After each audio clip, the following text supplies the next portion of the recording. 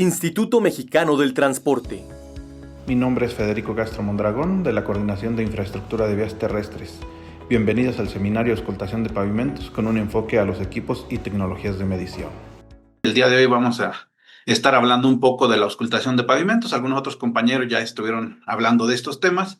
Sin embargo, vamos a darle un enfoque a todos los equipos que andan midiendo ahora en la red federal y un poco a las tecnologías que se utilizan para la auscultación. Y al final de la charla estaremos hablando también un poquito más de las nuevas tecnologías, ¿no? Hacia dónde apuntan las nuevas tecnologías, lo que es para la auscultación de pavimentos. Entonces, iniciamos con este seminario. ¿Y cuál será nuestro objetivo? Pues es mostrar todas las técnicas de auscultación de pavimentos, cubriendo la aplicación práctica, todas las metodologías que se utilizan, las que están estandarizadas, es decir, la que existe alguna normativa aquí en México, y la tecnología que se utiliza para la recolección de información. Bueno, para dar un contexto general, lo que es la auscultación es un proceso sistemático de diagnóstico donde se realiza sobre la infraestructura vial, es decir, pueden ser carreteras, autopistas, aeropuertos, redes secundarias, etcétera. Y la finalidad de esto es determinar el estado actual, es decir, cómo se encuentra la vía en el momento en el que yo estoy realizando esta inspección, esta auscultación, ¿no? Y esta auscultación puede ser en dos apartados, ¿no? Puede ser la parte superficial, que es la parte funcional, que es la que nosotros tenemos, digamos, un poco de interacción, y la parte estructural, que tiene que ver con todas las capas que conforman a lo que es el pavimento o la vía sobre la cual estamos circulando. ¿Por qué es importante hablar de auscultación de pavimentos o de carreteras? Bueno, la principal causa o la principal ventaja, o sea, si lo queremos ver de la parte de la importancia, es que nos va a permitir conocer el desempeño del superficial estructural del pavimento.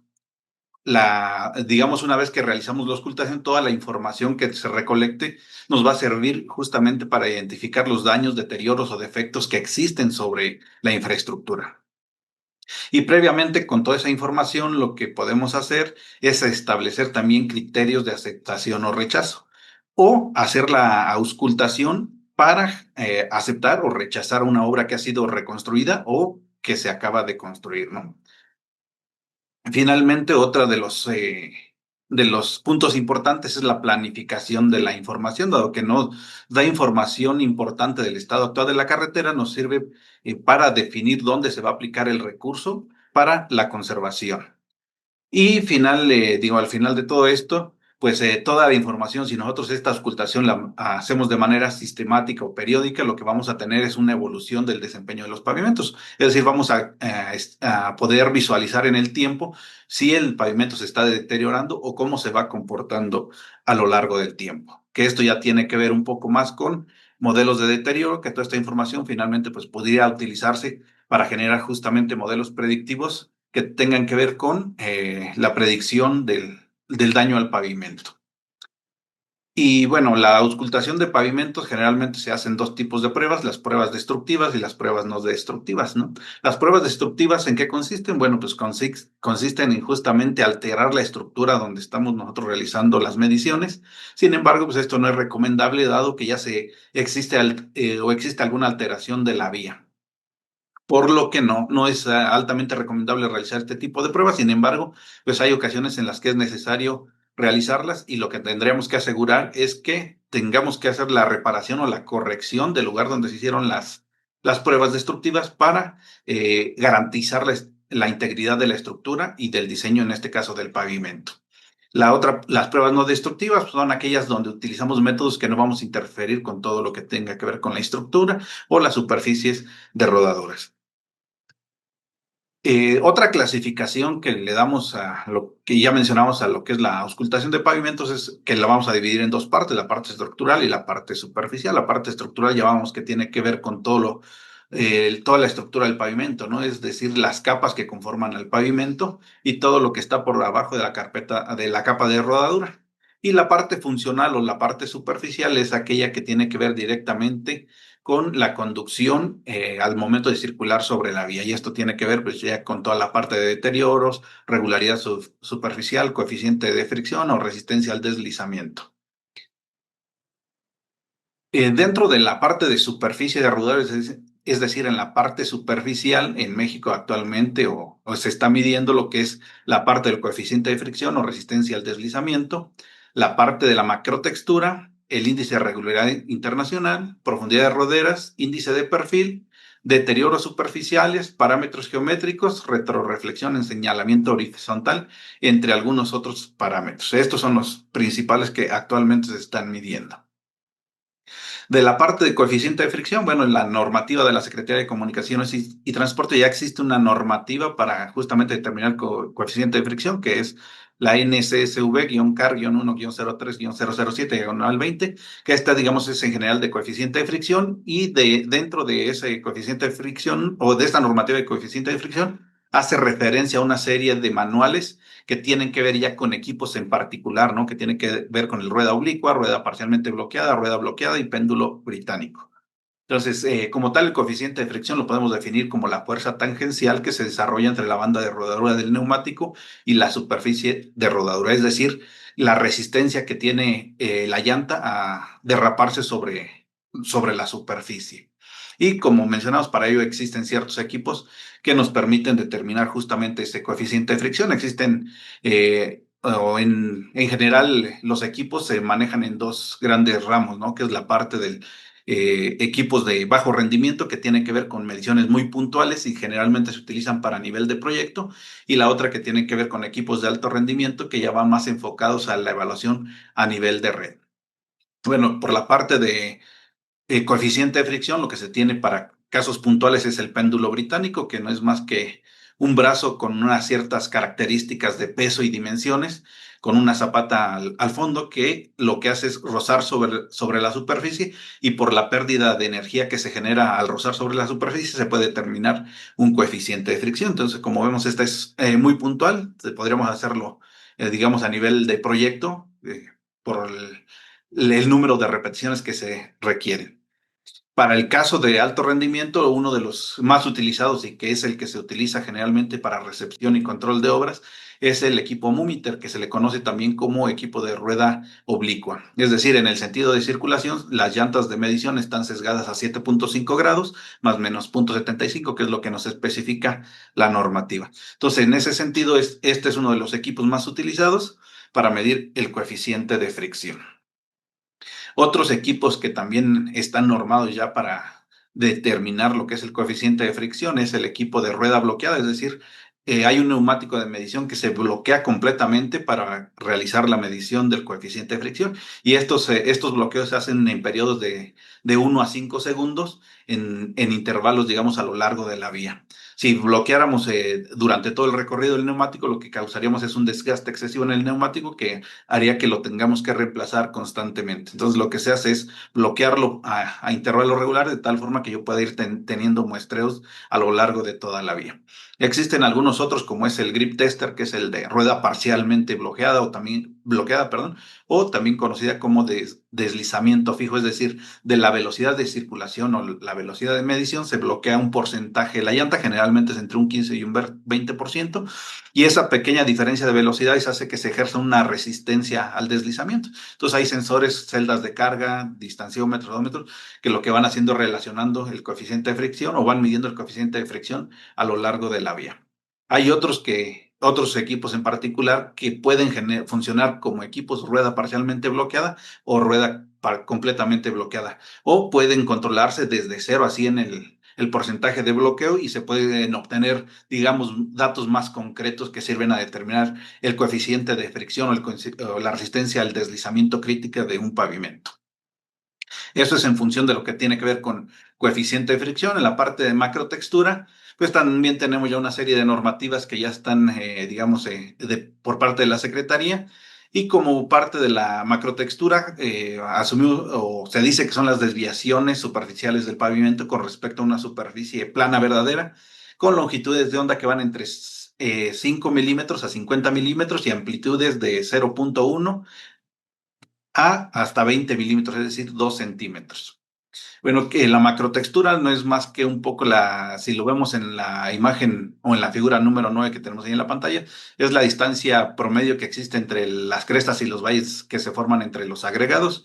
Una de las técnicas o la técnica como referencia para el valor de la macrotextura es la técnica volumétrica, que consiste en verter un volumen de microesfera conocido sobre la superficie, esparcirla y determinar, digamos, los diámetros que se forman de ese círculo, y con la fórmula del volumen de un cilindro despejamos la altura, y esa altura media es el valor de macrotextura como tal. La técnica digamos, de bajo rendimiento sería la mancha de arena o la técnica volumétrica que estamos viendo en pantalla. Como parte ya de equipos también de bajo rendimiento que existen para determinar la macrotextura, tenemos lo que son los walking profilers, que son instrumentos que se circulan a velocidad de caminata, máximo 5 kilómetros por hora, y tienen sensores láser que van determinando justamente un perfil longitudinal sobre la superficie, que posteriormente se utiliza para estimar un parámetro que se llama la profundidad media del perfil. Entonces, el PMP, que es la profundidad media del perfil, consta de un segmento de 100 milímetros, donde se sacan los máximos, se divide en dos segmentos de 50 milímetros, se sacan los máximos y se saca, digamos, un promedio de esos dos puntos máximos de la profundidad media del perfil.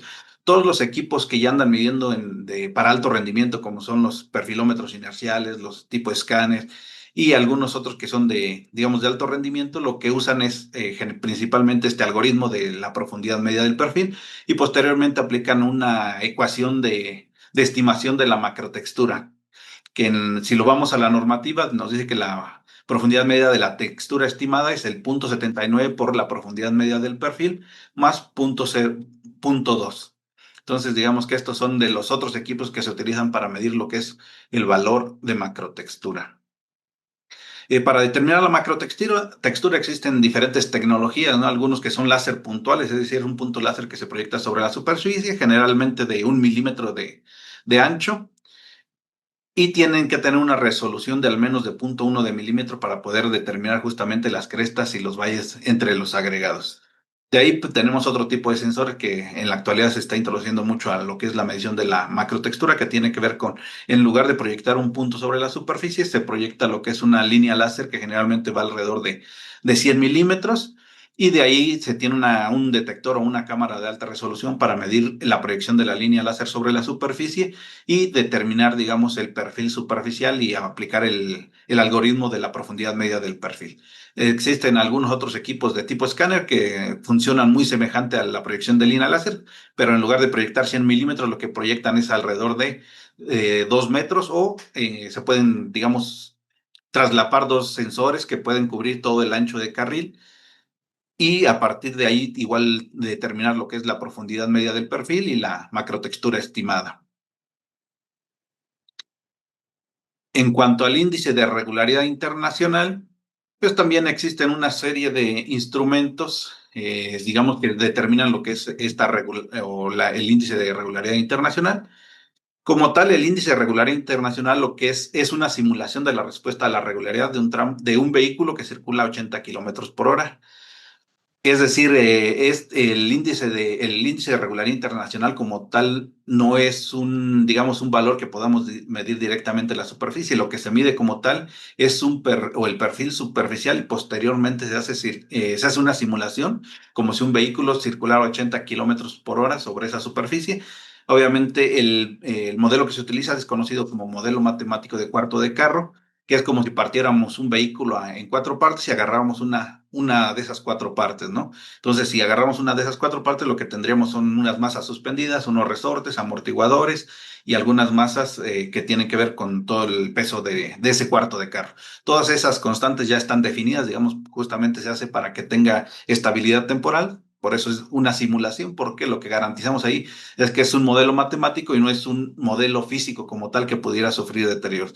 Entonces, todos los equipos que miden el índice de regularidad internacional como tal no miden el IRI, miden un perfil longitudinal que posteriormente se hace una simulación para obtener el valor de índice de regularidad internacional. Entonces, los resultados de IRI van a depender mucho de la capacidad que tenga el equipo para determinar el perfil longitudinal sobre la superficie. Y para esto también ya existe una serie de normativas dentro de la Secretaría para medir lo que es el índice de regularidad internacional, y hace una serie de manuales también que nos hace referencia al tipo de equipos, ¿no? Con el que se va a levantar justamente el perfil longitudinal. Tienen equipos de bajo rendimiento, como es el nivel y estadal, y tienen equipos tipo respuesta, equipos perfilómetros inerciales y equipos escáner transversal. El nivel y estadal, pues no es más que es como si fuera una mira telescópica con una regla graduada que yo me voy posicionando a diferentes distancias, digamos, del punto de medición y puedo determinar la elevación de la superficie. Este instrumento se usa mucho en topografía, entonces lo utilizamos justamente para recolectar lo que es el perfil longitudinal. Posteriormente esas elevaciones se pasan al modelo matemático de cuarto de carro y se determina el índice de regularidad internacional.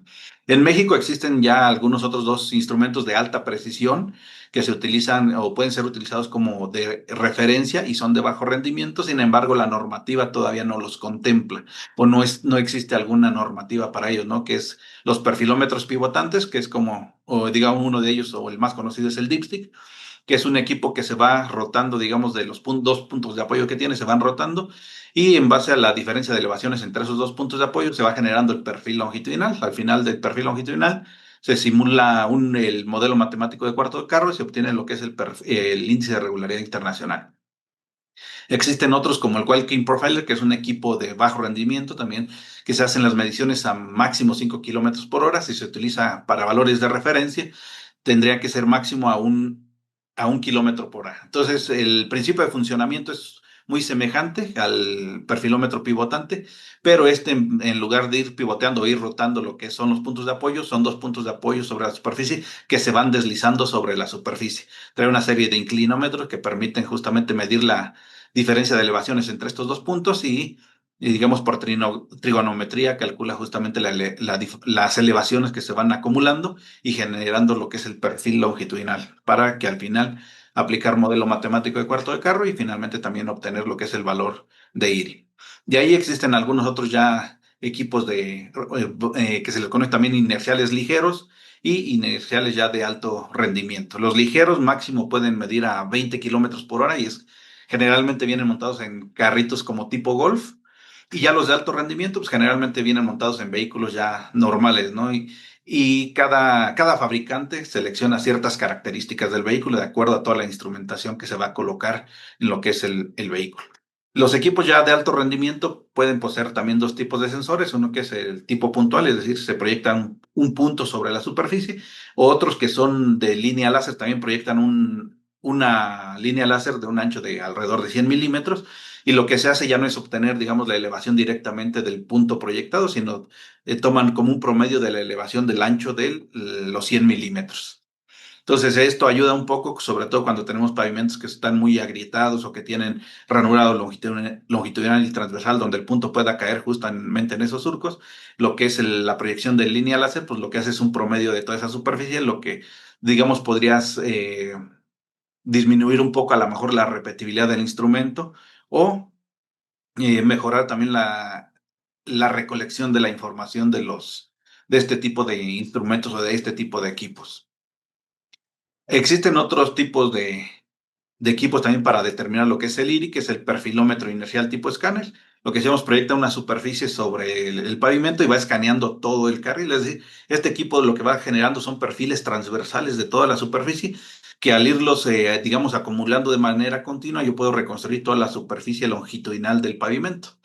Y entonces, ya por medio de algoritmos, lo que se hace es seleccionar ciertos puntos del carril de tal forma que yo obtenga el perfil longitudinal y posteriormente meterlo al modelo matemático de cuarto de carro. En este tipo de equipos a veces se utilizan algunas, digamos, más perfiles, y los perfiles que pasan sobre las roderas y pueden estimar, pues básicamente a cualquier posición del carril podrían determinar el perfil longitudinal para posteriormente determinar el índice de regularidad internacional. Existen algunos otros también que se considera como tipo escáner, pero el principio de funcionamiento es un poco diferente. Traen sensores que se les conoce como LIDAR, que son Light Detection and Ranging, funciona con un haz láser, digamos, que se lanza sobre o que se manda sobre la superficie que se quiere medir y se mide el tiempo que tarda en regresar hacia digamos, a la fuente de luz.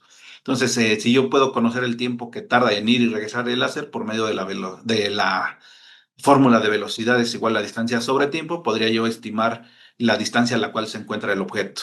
Como sabemos a qué velocidad viaja, digamos, la luz, que en este caso sería el haz láser que se lanza sobre el objeto, pues yo podría conocer, digamos, la distancia a la que se encuentra si calculo o mido el tiempo que tarda en regresar. Entonces, este tipo de sistemas o la precisión de este tipo de sistemas depende más de la precisión que tenga yo para medir con exactitud cuánto tiempo tarda el ir y regresar el haz láser. Estos, digamos, en la actualidad ya se están viendo un poco más en este tipo de equipos. Sin embargo, pues al ser un tipo, digamos, un tipo láser que se lanza o lanza muchos haz láser al mismo tiempo, lo que se genera un gran volumen de información que posteriormente se tiene que procesar. Existe otro parámetro que ya mencionamos que es la parte de la profundidad de rodera. Y esto es más que el surco o la deformación permanente que se genera sobre las huellas de los vehículos. También para ello ya existen una serie de normativas dentro de la Secretaría donde se determina, digamos, o se muestran los procedimientos que se siguen para determinar este valor. En algunos casos se determina de manera manual también. Y lo que vemos aquí, por ejemplo, podría ser con la regla, que es el proceso manual, ¿no? Yo pongo una regla que esté completamente recta sobre la superficie del pavimento y puedo medir con una regla cuánto es la deformación que ha sufrido el pavimento sobre la huella de los neumáticos y ese como tal sería la profundidad de rodera o de cada una de las roderas. Y esto mismo, digamos, este mismo principio siguen los diferentes tipos de equipos para medir la profundidad de rodera e integran diferentes tecnologías. Pueden ser láseres puntuales también que se tengan sobre las roderas, digamos, sobre la huella de circulación, o pueden ser también equipos que generan un perfil completamente transversal de la superficie y posteriormente aplicar algoritmos ya, digamos, digitalizados para obtener esa profundidad máxima de deformación que se tiene sobre el pavimento. Existen algunos otros, como el índice de perfil también, que es otro parámetro que se obtiene. Este generalmente se obtiene más para lo que es recepción de obras y se realiza pues, generalmente con una estructura que se conoce como perfilógrafo tipo California. El índice de perfil como tal es un valor numérico que representa una suma acumulada de desviaciones verticales. Entonces, digamos que el índice de perfil cuantifica de cierta forma las irregularidades de la superficie y se utiliza mucho para control de calidad, es decir, para criterios de aceptación o rechazo de una reconstrucción o de una obra nueva. Otro de los parámetros son los deterioros superficiales, que tienen que ver aquí ya más con los agrietamientos longitudinales, agrietamientos transversales, agrietamientos por fatiga, los baches o desprendimientos que se generan sobre la superficie. También la Secretaría tiene una serie de normativas para los diferentes tipos de equipos que se pueden tener para medir. De los principales equipos o de las principales técnicas que se utilizan son los deterioros, digamos, visuales que tienen que ser directamente en campos. Va uno directamente a campo y cuantifica todos los deterioros que tienen que ver con agrietamientos, baches y desprendimientos, que es más todo lo que se ve en la superficie de rodadura. Y se tienen algunos otros equipos ya que existen en el mercado para determinar este tipo de deterioro ya con algoritmos completamente automatizados.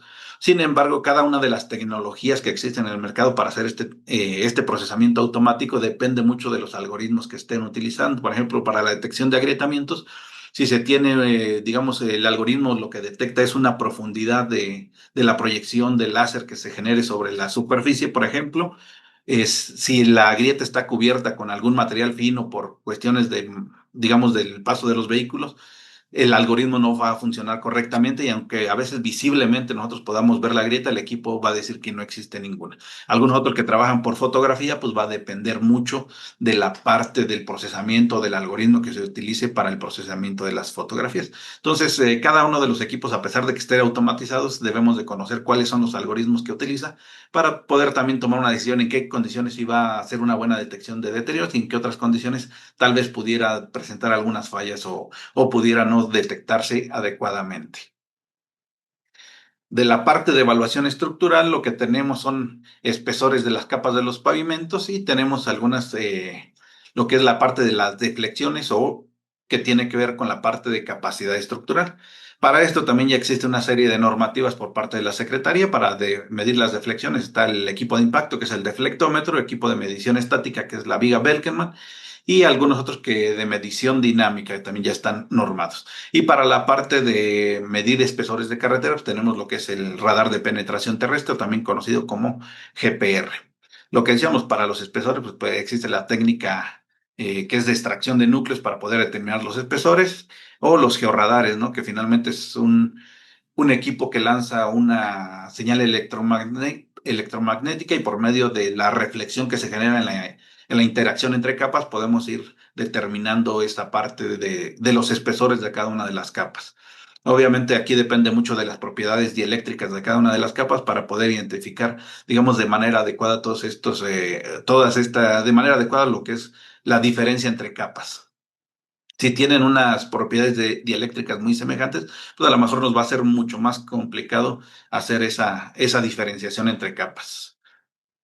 El deflectómetro de impacto pues, es un equipo que levanta una masa, digamos, a ciertas alturas, lo deja en caída libre, se genera una fuerza de impacto sobre el pavimento que se transfiere generalmente en una placa de 30 centímetros de diámetro y tiene una serie de sensores geófonos que se colocan a diferentes distancias del punto de aplicación de carga y con estas señales que generan los geófonos, que son señales de velocidad, se hace la integración de la señal de velocidad para obtener lo que es el desplazamiento. Entonces podemos conocer con la fuerza de impacto qué deflexión se genera sobre el pavimento, no solo en el punto de aplicación de carga, sino a diferentes puntos de la parte central. A partir de toda esta información de flexiones o cuenca que se forma, podemos hacer lo que es la evaluación estructural con diferentes metodologías, estimar vida remanente de pavimento o los módulos de cada una de las capas que conforman a toda la estructura. Bueno, y finalmente, ya todos estos equipos lo que hacen es integrar una serie de instrumentos adicionales a lo que utilizan para medir. Generalmente o en su mayoría los equipos utilizan el GPS, que digamos es un poco mal llamado GPS porque GPS es un sistema de navegación, pero que pertenece a Estados Unidos. En la actualidad todos los equipos ya integran antenas que no únicamente aceptan digamos, la constelación del GPS, ¿no? Sino aceptan otras constelaciones que tienen que ver como el GLONASS, que es ruso, el Galileo, que es europeo, y el Beidou. Entonces, actualmente, pues, o el nombre que deberíamos dar es el GNSS, que es un sistema global de navegación por satélite. Y esto, pues, obviamente va a permitir a los equipos identificar con mayor precisión la ubicación de dónde se están realizando las mediciones o la trayectoria que se siguió para la recolección de la información. De manera rápida vamos a ver algunas otras tecnologías que están surgiendo, ¿no? Para la evaluación de lo que tiene que ver pavimentos. Esto que vimos atrás es lo que ya está normado en México y vamos a hablar de lo que es las nuevas tecnologías que ya están surgiendo para la auscultación de pavimentos. Aquí de otras de las nuevas tecnologías es la topografía con drones o el levantamiento también de deterioros con este tipo de tecnologías o tipos de escáneres de reconstrucción 3D, es decir, tenemos toda una serie de nube de puntos que nos permiten recolectar un montón de información para posteriormente hacer un procesamiento y determinar a lo mejor cada uno de los parámetros que ya veíamos anteriormente, ¿no? Que tiene que ver con toda la auscultación de pavimentos.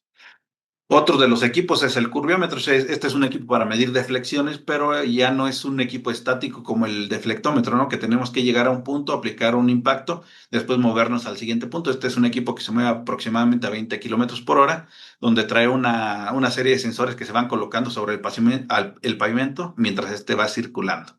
Y con la propia carga que ejerce el equipo, digamos, el vehículo sobre el pavimento, lo va deformando y los sensores que se van colocando sobre la superficie lo que hacen es medir la deformación que sufre el pavimento justamente mientras el vehículo está circulando sobre él. Cada tecnología, lo que mencionamos, tiene sus ventajas o sus limitaciones. En caso de estos, creo que deflexiones muy pequeñas, es decir, si tenemos un pavimento rígido con un espesor muy alto, es posible que la carga que aplica el pavimento no sea suficiente para deformarlo y por lo tanto los sensores que trae no sean lo suficientemente sensibles para detectar deformaciones o deflexiones muy pequeñas. Hay otros equipos como el Dynatest Raptor, que es un equipo también que ya mide velocidad de operación alrededor de 80 kilómetros por hora, es decir, ya no tenemos deflexiones puntuales, sino lo vamos moviendo a lo largo del pavimento y vamos determinando las deflexiones, ¿no? Entonces tenemos, digamos, toda la trayectoria, ya podemos estarla cuantificando en cuanto a deflexiones. Otros equipos como el TCD, que también ya está surgiendo justamente para este tipo de mediciones. Estos equipos, como vemos, son trailers que ya están, digamos, instrumentados y tienen una serie de instrumentos que ya no únicamente determinan, por ejemplo, las deflexiones, que sería como el principal fin de este equipo, ¿no? Sino ya se van complementando con otra serie de sistemas que permiten medir ya la macrotextura, coeficiente de fricción o sistemas que permiten recolectar imágenes de la superficie para evaluar lo que es el deterioro. Y pues ya en general integran todavía una serie de algoritmos que permiten pues, hacer retrocálculos para la estimación de la vida remanente o estimar los módulos de toda, digamos, hacer la parte estructural, ¿no? O la evaluación estructural de lo que es la vía donde estamos midiendo. Ujú. Entonces, lo que veíamos aquí, el TCD, son sensores de efecto Doppler que se lanzan sobre la superficie. En realidad, lo que miden es la velocidad con la que se deforma el pavimento. Y digo, a partir de aquí, pues existen toda una serie de algoritmos, justamente, que lo que hacen es permitir evaluar lo que es la deflexión del pavimento a todo lo largo de la vía. Y lo que decíamos, ¿no? Estos equipos ya están integrados con otro tipo de sensores e instrumentos que no únicamente miden lo que es la deflexión, sino miden toda una serie de otros parámetros que tienen que ver con la evaluación superficial, principalmente del pavimento. Y bueno, aquí hay otro equipo que no hay mucha información en el mercado, pero también es un equipo para medir deflexiones, que en particular, la ventaja o el fabricante menciona, ¿no? Que tiene que lo que hace es montarse sobre cualquier equipo que tú tengas, se hace una serie de ajustes y calibraciones y ya puedes ir a empezar a medir lo que son deflexiones sobre el pavimento. No hay mucha información al respecto de esto, pero digamos son tecnologías que ya van surgiendo y que tendremos que ir considerando un poco, porque son tecnologías que seguramente en un futuro ya vamos a empezar a ver o se van a empezar a implementar para la medición en la red nacional. ¿Qué otras tecnologías han aparecido ya para medir, por ejemplo, la regularidad? Pues ya han surgido o existen en el mercado algunas otras tecnologías como los smartphones, es decir, utilizar los teléfonos que nosotros utilizamos el día a día para medir lo que es la regularidad de la carretera. Generalmente se coloca sobre un soporte sobre el vehículo y pues las vibraciones que siente el vehículo son detectadas por los acelerómetros, inclinómetros, giróscopos que integra lo que es el propio dispositivo y a partir de ahí hace una estimación de lo que es la regularidad superficial. Si bien esta tiene ciertas limitaciones porque pues, no es un perfilómetro de clase o de primera clase, no clase uno como lo nombraríamos así, pero sí, sí podríamos priorizar al menos o nos podría dar una idea de cómo está el comportamiento de la regularidad a lo largo de una vía. ¿Cuál es la ventaja de este tipo digamos, de tecnologías? Pues que puede ser muy masiva, ¿no? Es decir, todos nosotros tenemos un teléfono inteligente que podemos utilizar día a día y si nosotros compartimos toda esa información, pues se puede generar una gran cantidad de información donde justamente podamos discretizar en donde existe por ejemplo, una mayor irregularidad sobre la superficie y pues un poco poner atención en esas zonas, ¿no? Donde la mayoría de los dispositivos pues detectan que la regularidad no está siendo de acuerdo a lo esperado. Entonces sí nos serviría, digamos, un poco toda esta información. Sin embargo, los volúmenes que ya se generan con este tipo de tecnologías, pues es una gran cantidad de información que hay que procesar. Otra de las, digamos, tecnologías o a lo que vamos viendo ya hacia el futuro es las carreteras inteligentes, ¿no? Las carreteras inteligentes es la infraestructura donde se integran ya una serie de sensores, instrumentos, torres de comunicación, donde los vehículos que van circulando sobre la vía se comunican con la infraestructura. Entonces, los vehículos en la actualidad también ya tienen una serie de sensores para control de tracción, estar monitoreando la suspensión, el control del motor. Entonces, toda esta información que se genera dentro del vehículo se puede transmitir a lo que es la infraestructura y todos esos datos pueden justamente servir como datos masivos para el análisis, no únicamente de la regularidad, ¿no? Sino de algunos otros comportamientos que tengan que ver a lo mejor hasta con el coeficiente de fricción, utilizando los datos de frenado, de cómo frenas, cómo aceleras, la distancia de frenado que se generó a lo mejor en algún vehículo.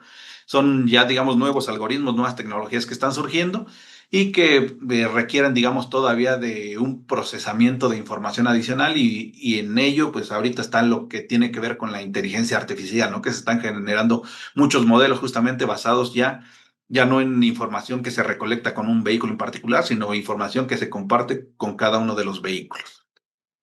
Y bueno, es lo mismo acá, tenemos el Big Data, ¿no? Que es la gran cantidad de información que se recolecta.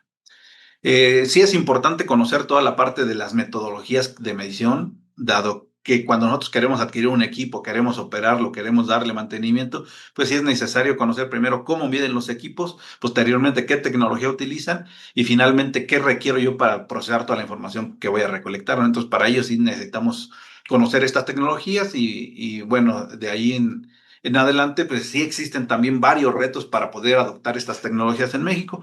La principal, digamos, o el reto principal es que muchas de estas tecnologías no se contemplan en lo que son los lineamientos o los términos de referencia, ¿no? O ni siquiera como alternativas, porque pues, son tecnologías que van surgiendo y muchas veces son desconocidas. Entonces, yo creo que lo que tendríamos que apuntar un poco es a empezar a observar estas tecnologías y que a la par se vayan generando lo que son los lineamientos y pues la normatividad para la implementación de todas estas tecnologías.